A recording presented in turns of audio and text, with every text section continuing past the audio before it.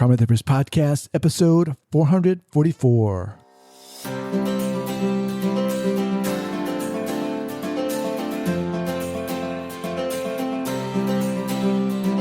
All right, guys, welcome to the Trauma Therapist Podcast. My name is Guy McPherson. My mission is to raise awareness of trauma and to support new trauma therapists just starting out on their trauma-informed journey. I do that through this podcast and my membership community, Trauma Therapist 2.0. If you're a therapist of any kind, interested in learning about trauma, and you're looking for support and inspiration, I invite you to check out Trauma Therapist 2.0 by going to traumatherapist2.com. That's traumatherapist, the number 2.com. All right, let's get started. This episode is sponsored by Somatic Experiencing. Trauma may be a fact of life, but it doesn't have to be a life sentence. Somatic Experiencing is a psychobiological method of addressing clients' physical and emotional trauma conditions and helps to give voice to their experiences without a need for them to retell their story. SE focuses on regulation of the nervous system and offers the opportunity to engage, complete, and resolve the body's instinctual responses to traumatic experiences.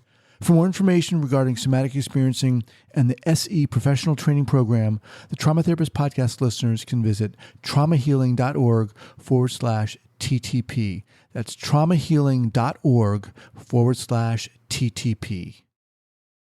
Several years ago when I was in graduate school and just starting seeing clients, I was doing a lot of commuting, like an hour and a half each way to my site. I was always thinking about my clients.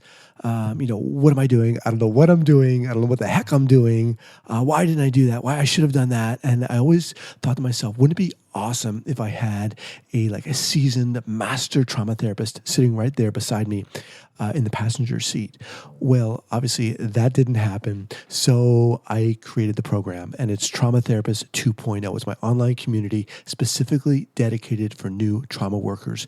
If that's you, if you're just starting out on this trauma-informed journey, you're passionate about this work, and you're looking to gain confidence, you're looking to share your journey, share your challenges, and share your wins, to get inspiration, also to help to inspire others, I want to invite you to check out Trauma Therapist 2.0 by going to traumatherapist2.com. That's traumatherapist, the number 2.com. All right, guys, welcome back to the Trauma Therapist Podcast. I am very excited to have as my guest today, Michele Solloway. Michele, welcome. Thank you. I'm excited to be here. All right. So Dr. Michele Solloway is a nationally certified healing arts practitioner with training in somatic therapy, polarity, and craniosacral therapies, and energy medicine. She's on the board of directors for the Somatic Experiencing Trauma Institute, an organization founded by Dr. Peter Levine and dedicated to the development, training, and dissemination of somatic therapy. Dr. Solloway has a particular interest in working with professional service providers who are at high risk for secondary or vicarious trauma.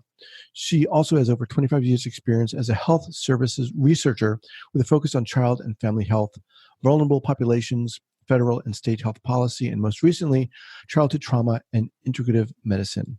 Her practice is based on core values of service and living her passion. Yes! Welcome. Thank you. All right. So before we start out here, Michele, share with our listeners where you're from originally and where you're calling from currently. Great. I'm originally from Southern California. I grew up in the Pasadena area, and it's kind of like I've done a big loop around the country. I am currently living in Baltimore. Awesome. So, as we kind of talked a little bit before we started here today, as part of I feel really fortunate to have as one of the sponsors on the podcast, Somatic Experiencing Institute, and I invite people like yourself to come on and talk more in depth about what it is somatic experiencing does and so forth, and we'll get into that. But before we do, it's kind of hard to ignore the kind of elephant in the room, which in this case is COVID-19 and what's been going on. So I want to give you an opportunity, if in whatever depth, you want to address that, or maybe not, or what do you think? Sure. I think this is a very challenging time for everybody as they're staying at home and fearful, and kind of all of our worst demons can come up in this environment. But I guess what I'd like to say is that it's also bringing out the light in people. And there's so many examples where people are really coming together and helping each other. And just, it's like the more dark there is, the more light there becomes to meet it. And so what I would say is that somebody mentioned on a call recently that the word quarantine originally meant to retreat. So this is a really interesting time for us to really retreat into ourselves and really do some deep soul searching about what we want in our lives and what's important. And collectively, it's like the whole world is going into retreat.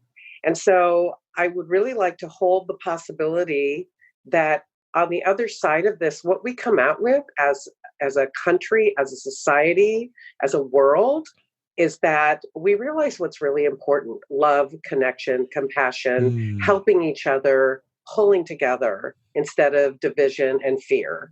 Yeah. And, and I'm hoping that what we come out with on the other side is a recognition of what's truly important, and that translates into policy and how we treat each other. We don't need war. We don't need, corruption. We don't need those things to live as decent human beings.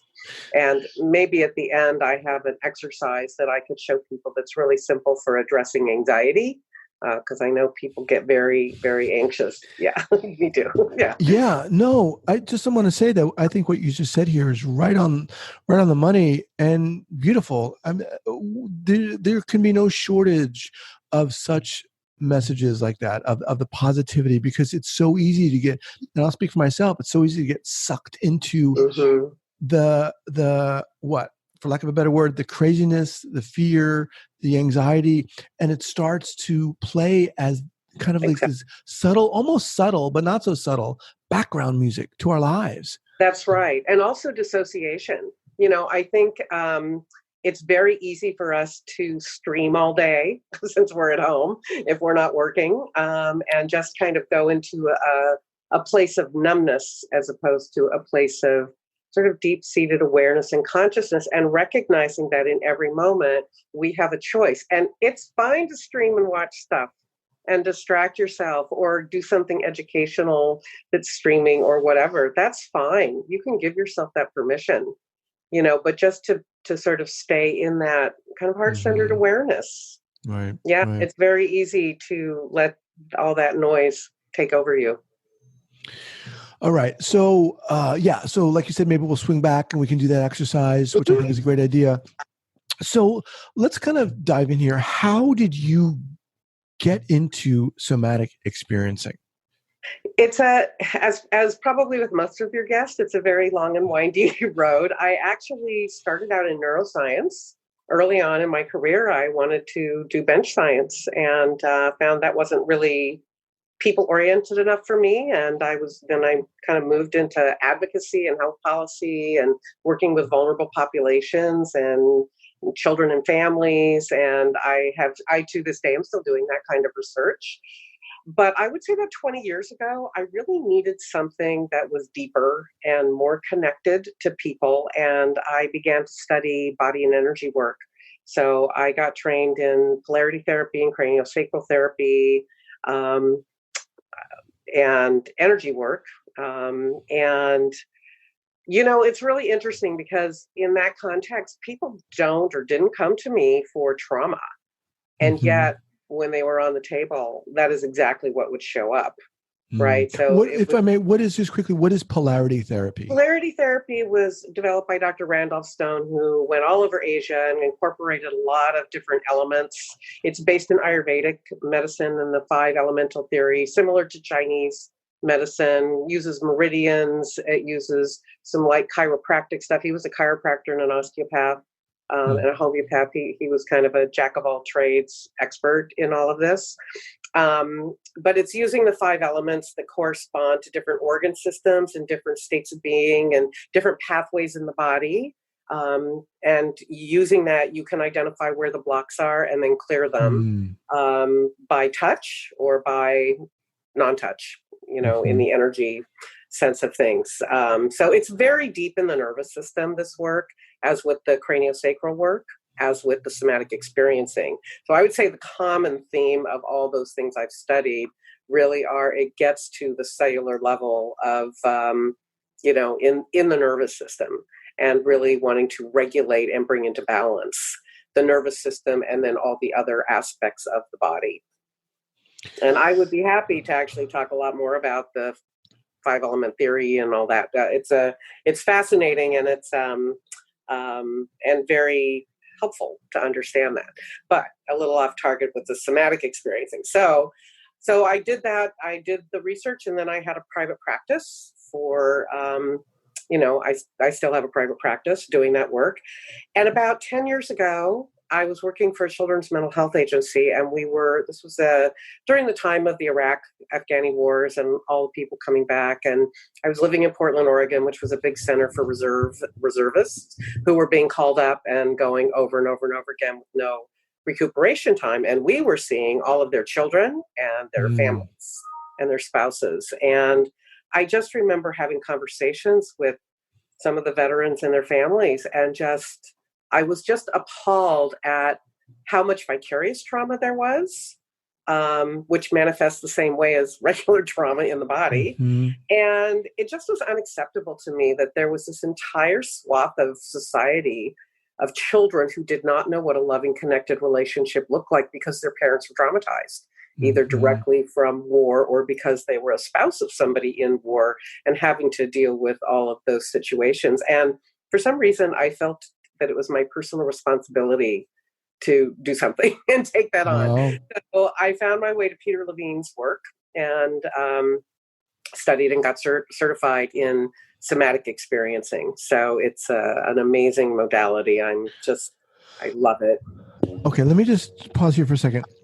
So I want to go back to something. So you said initially you wanted to do bench science, and then kind of realized that there wasn't enough interaction with humans involved. Talk a little bit more about that shift and why you felt you needed to make that shift. Yeah. So working in a laboratory is like cooking all day without getting to eat at the end of it. That's how I would describe it. I was doing DNA, recombinant DNA, immunology, virology, because at that point they didn't know as much about the brain as they do now. So working in that context, it's isolating. And although my first experience with it was with somebody who was just brilliant and collaborative and wonderful and artistic and had all these qualities, and I thought that's what scientists were going to be like. And there are many scientists who are like that. Mm-hmm. What I realized when I finished college and went into laboratory work is that it really isn't all like that. It's very competitive, and people are competing for grant money, and people sort of like to collaborate, but not really. And it's kind of isolating, and you're working around a lot of dangerous chemicals. So, for me, it's like it just wasn't enough of the human contact. And I was volunteering to do health advocacy for people on Medicaid and Medicare, and going with them to the doctor's offices to help them get their needs met. Because I was completely appalled at how we have a healthcare system where poor people and uninsured people can't get what they need. I mean, it's ridiculous. And so the contrast of those two experiences of what it was to help somebody get what they need in real time, in a medical way, in a healthcare way, and getting their needs met, versus being in a lab and doing something that's very kind of theoretical, redundant, it's a lot of the same kind of task over and over again. It didn't excite me in the way that being with people and really trying to help people and be of service in that way did. And I come from a very strong service perspective. I feel like I'm a very privileged person in this world, and that has the responsibility in my mind of being in service, because the people who have privilege are not in service, who will be? So for me, it was a very simple calculus. So I ended up going into health policy and really doing a lot of work around the uninsured, and how that's linked to employment and how it shouldn't be. And so I have a sort of a long-standing interest in a single payer system. I'll Hmm. be straight up about that. Well, I love your attitude and your perspective. And it's people like you who I'm so thankful we have working in the position you're working in. What was it about, Peter Levine's work and somatic experiencing in particular that drew you in? What was it there? I think that I was really looking for something that would tie in my love of science with the body and energy work that I was doing that gave me more of a concrete biological, neurological handle. I think, when I think back on it, it wasn't that much of a rational decision. I started reading his books and I was like, I want to study with this person. I want to learn this work. And it resonated with everything that I had experienced with my clients in the body and energy realm. And I have to say that once you realize kind of how trauma sits in the body, it also resonated with me personally of my own experiences in life of how things just, get held. And even though in your mind you can say, oh, I've thought about that, I've talked about it, I've worked with other people on that, it's still in the body if you are not finding a way to work with the body, because most of us really are in our heads and we don't do much living below the neck. And so I think it tied a lot of things together for me, but I think I was just very inspired by reading his book and Stephen Porges's book on polyvagal theory and some of the other things I was reading. And I just said, I'm going to sign up for this. And it was amazing training, I have to say, because of course you can't go through any of this kind of training without dealing with your own trauma and, and healing a lot of your own trauma so that you can be, as a practitioner, you can be regulated and you can understand how to see it. And it was just such an incredible complement with the body and energy work I already knew how to do. So it just integrated very easily and beautifully in my practice. Now I want to talk about, you said is amazing training. I want to expand that a little, but before we do, I'm wondering if there was what it was like for you. As granted, you were doing energy work, and you said the people on the table, a lot of trauma was coming up. And what was that like for you to experience? Oh my God, there's trauma coming up. Maybe they didn't come in for that, et cetera, et cetera. What was that like for you experiencing that initially? Well, it was gratifying because, so first of all, not doing the somatic work prior to that, people would come in and, I would put them in a very deep state of relaxation. And so sometimes I would talk with them and sometimes I wouldn't. It would just depend on what was coming up. But when I saw the trauma come up, what I realized is I was at the heart of the issue. I was in the nervous system. I was in the tissues. I could identify where those blocks were. And then in clearing them, it was like, I just felt like I was getting to the heart of the matter. Now, the thing is that if it didn't involve talking with them, it was like me helping their body do it, but not necessarily them having the direct experience or awareness. They just felt better when they got off the table. But they wouldn't necessarily really understand what had happened. I mean, I could explain it to them, but when you're lying in that deep state of relaxation, your cognition is in a different place. You're not generally really tracking that. With the somatic work, what's really great is you can help people understand how to hold more without getting triggered, which is really the point of the somatic experiencing. So I don't know if you want to get there yet, but yeah, sure, Leah. The purpose of somatic experiencing and working with the body when the person is really conscious and aware is so that they can better understand what those boundaries are between being triggered and not being triggered, and expanding the capacity to actually hold an emotion or a feeling or a sensation without flipping into fight, flight, or freeze or dissociation. So the way that happens, it's very gentle, very slow, very non-invasive. So you don't ask people to talk about their trauma. In fact, you actually, if a lot of people want to, and typically you stop them and say, okay, let's just stop here. Let's slow down. Let's notice what are you feeling in this moment and where are you feeling it? And when you ask people, what are they feeling? They might say, oh, I feel good. And it's like, well, how do you know that? Where is that good feeling? And people have trouble identifying that. So it's really bringing to awareness and consciousness the ability to actually know what's happening in the body in real time while you're awake and aware, as opposed to in a dreamy state of, deep relaxation. So can you give an example of almost like a little mini case presentation? Obviously, we don't have to use a name, but what would that look like if someone's coming into you? Maybe they don't even know they're not coming in for trauma per se. Right. I had a very, very interesting case where a woman in her 50s came to me and was having headaches. And so as we were working with the headaches, a lot of grief and emotion came up, a lot of anger came up, all these kinds of things, which you would expect with headaches, because headaches are the fire element, and, fire is rage and anger. And, so you would expect that to happen. You would expect a lot to be happening with the eyes and the ears, which in polarity terms are also the fire element.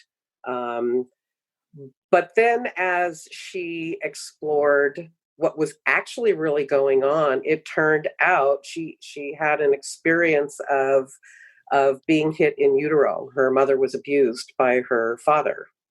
And she actually had a memory of getting hit with a baseball bat or something blunt, Oh my God. And later confirmed it with her mother. That was stunning for me to think that somebody could actually retrieve a memory in utero. And I think what it demonstrates is that we hold this in our body. And so she was pointing to the part of her head that got hit while she was in utero. And she ended up having, when she was born, had a lot of problems that were actually related to that event. And so she knew about that, but she didn't connect that with having a headache. So that was just it was exciting and frightening and really an eye-opener and an amazing experience. And then as we worked, we had several subsequent sessions. And as we worked with that, she was able to really identify the core sensation, core feeling, core memory, and be able to hold it more and more such that she did not get the headaches anymore. So that was an incredible experience as a practitioner, and just really kind of gave me a window into, the importance of healthy pregnancy and the things that, infants and babies and as they grow up to be adults, because, she had a vague sense that there were these issues, with her mom and the pregnancy, but she did not have kind of a full story. And so when this came up, she was able to go back to her mother, who was still living, and say, I need to ask you about these questions, about things that happened. And, so it was a real opportunity to resolve something that had been longstanding and at the subconscious level. Wow. Yeah, that was really amazing, really amazing. And it was a surprise because it just kind of came out, Right. and and one of the things that you have to be a little cautious about in somatic experiencing is that when these things happen, to be able so that somebody does not then freak out and go into the fight, flight, or freeze state. And so you have to titrate very carefully, the experience that somebody's having in that moment so that it's not too much. So they can have the experience of having the sensation without jumping into the fight, flight, or freeze state. Okay. So what does that look? What would that look like in this case? Well, what it looks like is when somebody starts kind of going into that place of memory and experience, you have to slow it down. And you have to take it very, very slowly. And so there's this very fine line that you have to walk between kind of allowing that process to play out that gets them over the hump, Mm-hmm. and that place where you don't want them to go too far. And it can be a very small margin of Mm-hmm. where that is. And so that's kind of a hard place to know how to titrate all the time. You don't always know that.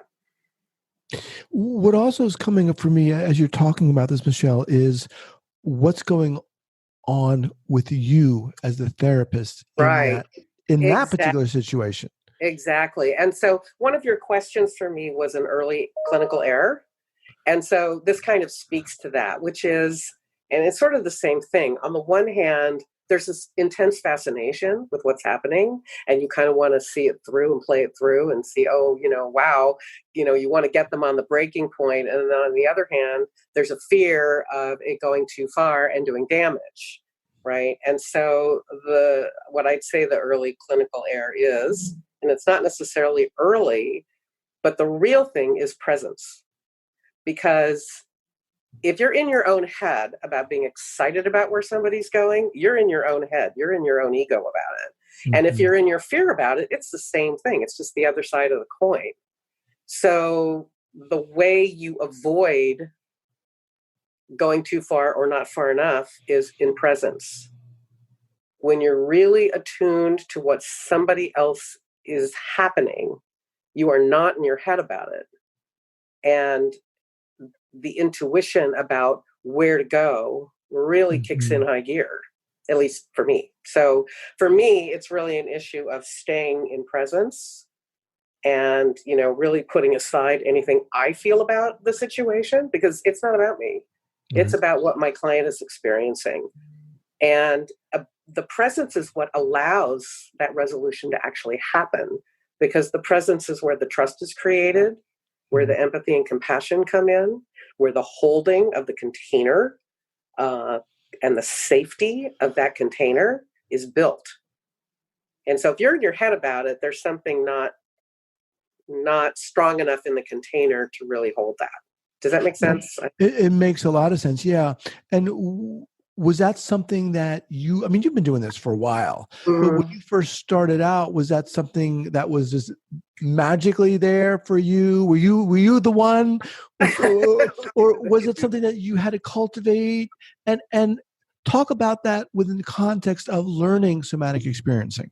Right. Well, so first of all, I would say that because I had training in energy work, I was trained, one, to know how to protect myself, so that I can be in presence without taking on other people's things, stress, emotion, whatever. I also learned how to create a strong container. And I have to say, one of the things that I was so impressed with the very first module that I took of somatic experiencing was there were 45 people in the room. We were talking about trauma. Everybody was activated. And that room, that container, was clear and strong. And I was really blown away. And I was like, wow, okay, those people know what they're doing. So I think I came to somatic experiencing with this training already, which was an incredible benefit to being able to do this, right? And to sort of be able to, because you can't do energy work if you're not in that place of, total presence, out of your head, not in your ego. And the minute you're in your head and in your ego, you don't get the messages, you don't get the information, you can't really do as good a job. So I would say that learning the somatic work, I had the advantage of having that training already that really helped me be able to identify when I was there, when I wasn't there, and make a correction. But, it's a very moment-to-moment thing. It's not like that doesn't still happen. Somebody comes in and maybe I haven't had the best day and I'm kind of, thinking about what I'm going to have for dinner or how I'm going to go to the spa or something, get my own session. You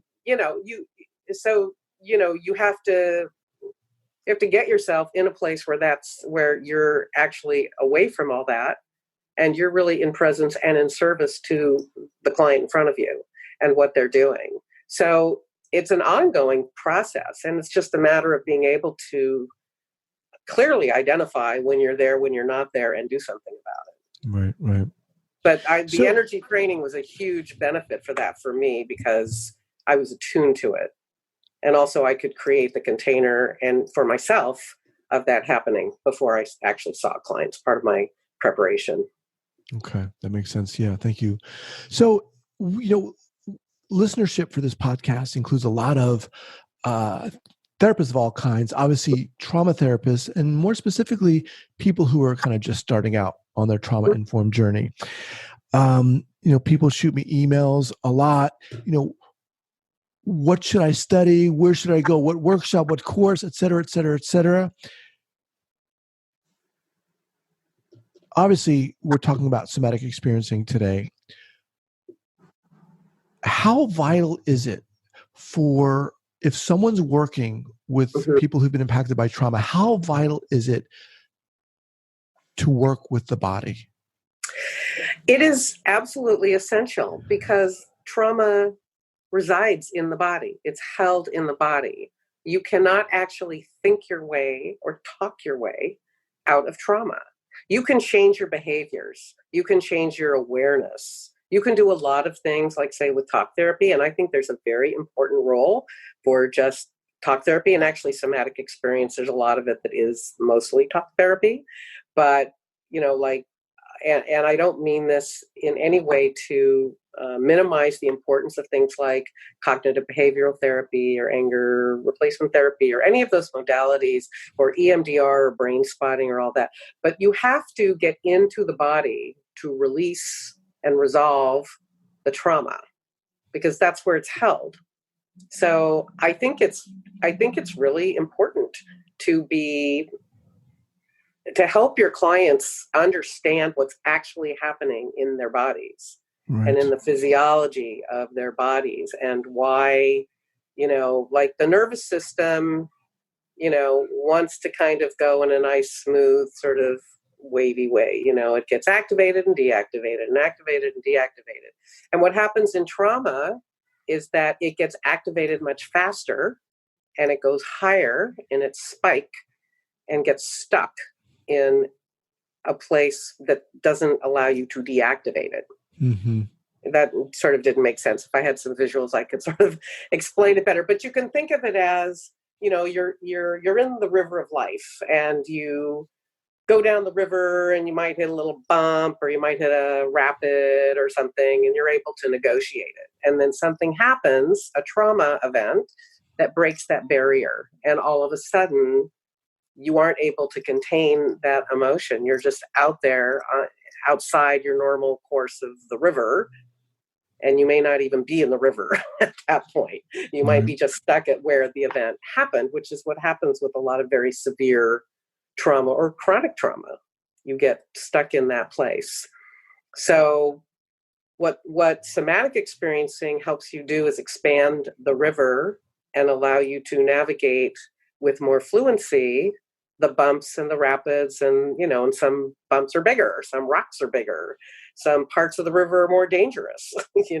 Some things happen, and it's really about our capacity to hold difficult experiences and emotions and sensations and fear in a way that's manageable, that it doesn't it doesn't deflect. But the thing about trauma is it's foundational, and it's universal. We all have experienced trauma, and some of it we get over and some of it we don't. And the part that we don't stays in our bodies until we deal with it.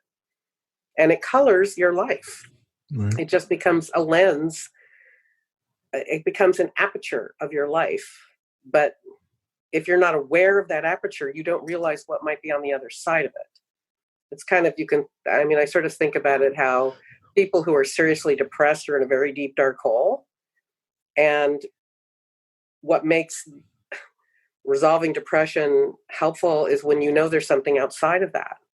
But sometimes you're so deep into it, you don't know that there's light outside. There's something outside the deep, dark hole, right? So it's important. and helpful for people to realize that when they have these difficult experiences, and we all do, that there's something on the other side of that. You can get to the other side of that Right. in a Right. way that makes you healthier, happier, stronger, more alive, more resilient. So for those people who are listening to this and they're thinking to themselves, okay, I'm interested. What's the best place for someone to start if they want to learn more about somatic experiencing, or even start diving into training? Yeah, so I would highly recommend Peter's book, Waking the Tiger. That gives a very good sense of what somatic experiencing can do. There's the SETI website, www.traumahealing.org, has all sorts of resources on it. If people just want to learn more, he has another book on trauma. He has a lot of books, but trauma and memory. And then there's many, many other books that people have written around trauma. The Body Keeps the Score by Bessel van der Kolk. Of course, a lot of people have recommended that book. Stephen Porges' book on polyvagal theory, which is a very scientific neurophysiology look if people are into the science behind it. It's a little dense to read, but it kind of can give you that sense of it. You can find training resources. You can find where the classes are being held. Of course, now with COVID-19, everything's kind of on hold. We're looking into ways to provide some of the training online, but the training is also experiential. So what we're grappling with now is, how do you deal with the experiential and the practice side of it? I mean, you can do the theory online and through Zoom, like we're doing, where you can teach that. And actually, you can have sessions online. So the sessions and the group consults, I was surprised to discover that using Zoom for an actual session works well. I was surprised. I was not sure that would be the case, because you really want to be able to identify somebody's breathing, the little micro movements in their face and their body, and hand movements and body gestures. You want to be able to see that. But it turns out that a Zoom sessions are possible. The actual practice, we're not so sure about. We're discussing that and looking into it. So, you can go to the SETI website. There's a bunch of resources on COVID-19 that are on there, and also messages about what we're doing with the trainings. The training is 216 hours. It basically is 3 modules a year for 2 years, and then 2 modules in the last year. And we're also looking at ways to maybe modify or shorten that, make it more accessible to people. And it's just, going through the training is amazing. It's amazing healing experience.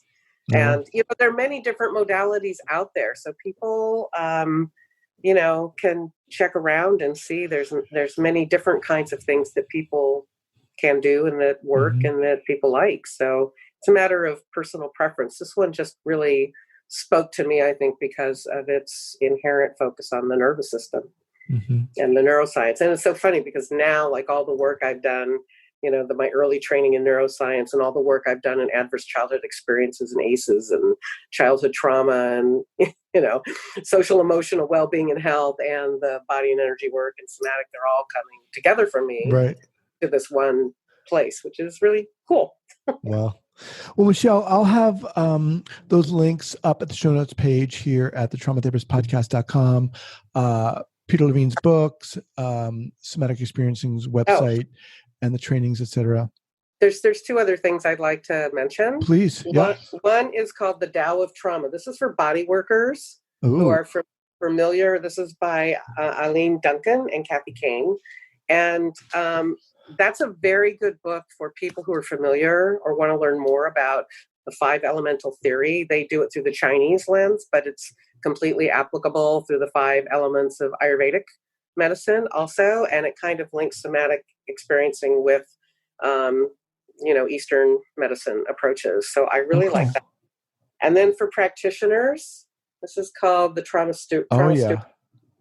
An Everyday Guide to Caring for Self While Caring for Others by Laura van der Noot Lipsky and Connie Burke. And why I like this is because I like to work with providers who spend all their time being in service to other people, but don't know how to protect themselves and don't know how to do this work without it really affecting them. Because the trick is really, you want to energetically protect yourself, but you want to be available. And, people who go into it because of their heart and their compassion and their desire to be in service and to help other people heal. Right. So, we tend to take it on as practitioners, all those things. And it's very hard to sit and listen to people all day long, talk about terrible things that have happened to them or how they're feeling without kind of it affecting you and putting you in a difficult place yourself. So that's a whole other podcast episode. I have to have you back for that. Okay. I'd be happy to come back for that. Yeah. Oh my gosh. Awesome. So the Tao of Trauma and Trauma Stewardship, Laura Vangelipsky, who was a previous guest on the show. Oh, of course. Yeah. You've had all the members on the show. I feel honored to be called among them. Oh, please. You are awesome. I love talking to you. Well, thank you so much for taking the time to do this. And like I said, I'd love to have you back and to talk specifically about, therapists protecting themselves and so forth. I would be delighted to do that. So do you want me to show that little exercise? Please do. Yeah. Oh, okay. So this is called, we have to try to move my computer a little bit. So this is what I call a closed loop connection. And what you do is you just sit comfortably. Okay, now just let's contextualize this. This is for what? This is for reducing anxiety. This is for, in neurological terms, turning on the parasympathetic system, which deactivates you. So this is, if you're feeling depressed and dissociated, this is not the thing to do. If you're feeling anxious and highly activated and fearful, this is a helpful exercise to calm you down. And you can do this. It takes less than 30 seconds. It's really simple. You can do it as long or as little as you want. And what it is you sit very comfortably, you cross your ankles, and then you take your hands and you put them underneath your armpits.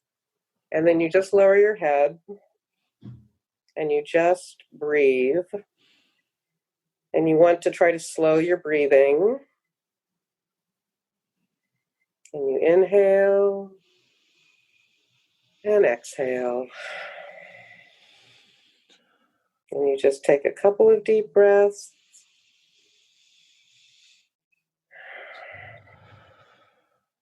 And then just breathe normally. And you just want to stay here as long as it feels good for you. And whenever you're ready, you can come back and open your eyes. And what I find, you can feel how instantly everything just calms down a little bit and goes quieter. And what the physical movements do is it blocks off stimulus from the outside world so that you're really connecting into yourself.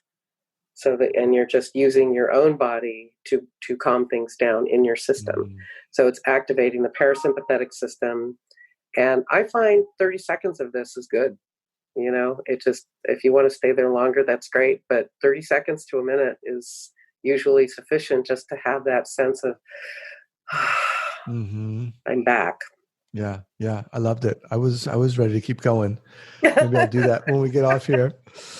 All right, Michele, thank you so much. Again, we'll be in touch. Okay. Thank you so much. I really enjoyed our talk today. Awesome. Take care. Bye. Several years ago when I was in graduate school and just starting seeing clients, I was doing a lot of commuting, like an hour and a half each way to my site. I was always thinking about my clients. What am I doing? I don't know what I'm doing. I don't know what the heck I'm doing.